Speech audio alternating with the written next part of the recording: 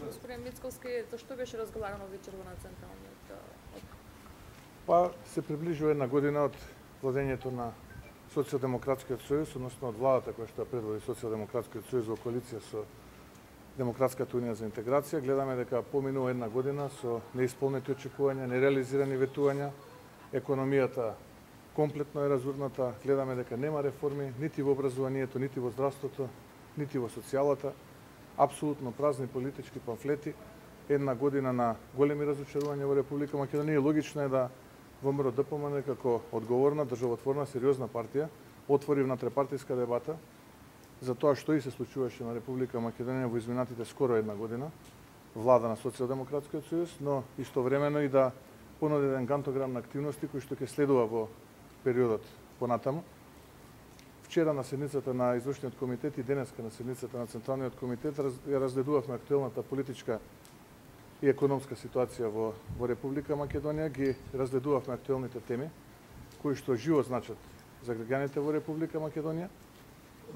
Оваа трета генерација политичари на ВМРО ДПМН учеше од првата генерација, растеше со втората генерација и како основна цел и задача си постави да ги порази остатоците од транзицијата, а тој пораз ќе отпочне со организирање на еден огромен народен протест кој што ќе се случи на 2 јуни во 20 часот пред владата на Република Македонија.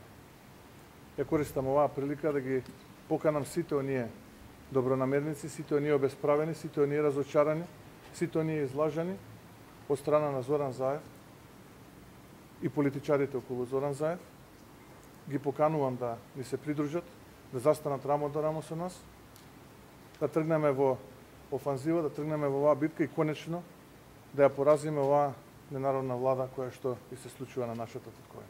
Така, тоа ќе биде еден протест или ќе следуваат серија на протести? Сега за сега пред јавноста ќе го откриеме овој податок дека ВМРО ДПМН и коалицијата организира протестен собир на 2 јуни во 20 часот пред владата на Република Македонија. Ги најавувавте во мај. Зошто доцнете се да се зборите според вашите најави од претходно? Да, ги антиципиравме сите можни дати во месец мај.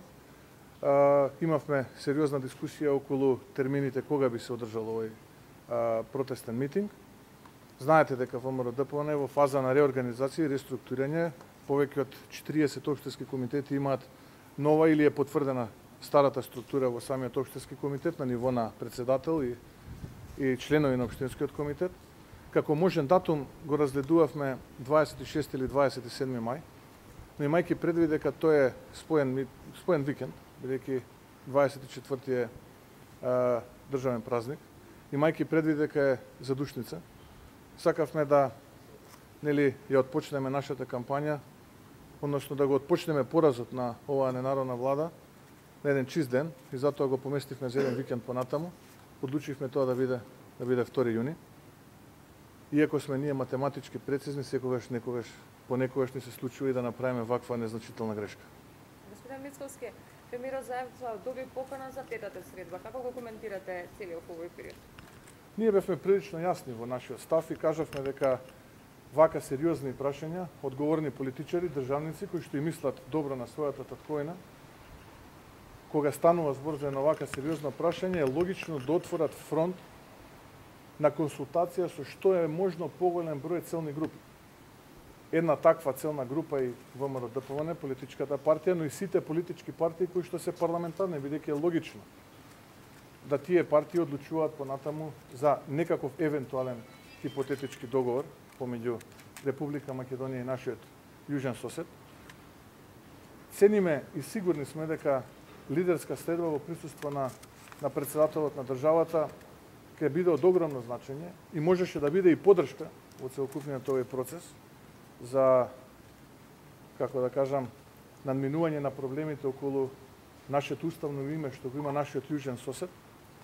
И ценам дека одбивањето е чин на голема неодговорност, покажување на пркос, на лажни основи, покажување на непочит кон македонскиот народ, непочит на оние луѓе кои што ги гласале тие политичари, без разлика дали станува збор за ВМРО ДПМН, другите парламентарни партии, председателот на државата, но и непочитко од сите останати институции во оваа држава од кои што може да се научи, како што е Академијата на науките, универзитетски професори, уметници и така натаму, други целни групи. Туку прашањето се банализираше на прашање дали има председателот на владата и премиерот Заев време да ме прими мене на тета средба или нема време за таква една тета средба. Како човек, како председател на најголемата опозициона партија и најорганизираната политичка сила во Република Македонија, ВМРО ДПМН, ќе искористам оваа можност и да му одговорам на председателот на владата, на неговата покана на тетата средба. Истата можам да ја прифатам, но наместо во неговиот удобен кабинет, да го повикам на телевизија, да можеме да се соочиме на тетата средба пред граѓаните на Република Македонија, да дискутираме за ова прашање, да можам да ги информира граѓаните на Република Македонија, како преговара, зашто преговара, но и да дискутираме за сите оние фаули кои што ги прави на полето на економијата, на немањето реформи, во образованието, во здравството, да дискутираме за сите оние погрешни политики кои што се случуваат овие изминати една година, така што еве можност да можат граѓаните да видат за каква политичка гарнитура станува збор, а ние се разбира да можеме да слушнеме, да видиме и да ја дознаеме конечно таа лекција која што така одамна ја не ја уеше, само да можат граѓаните да ја слушнат, па можеби ќе научиме нешто. Благодарам и на вас. Чином се најавува лидерска средба, дали вие сте поканети? Не сум поканет. Јас утре патувам во Софија, имаме самит на Европската народна партија. Веќе се потврдени неколку средби. Ќе биде јавноста навремено информирана за тие средби и за содржината на разговорите кои што ќе се водат на тие средби.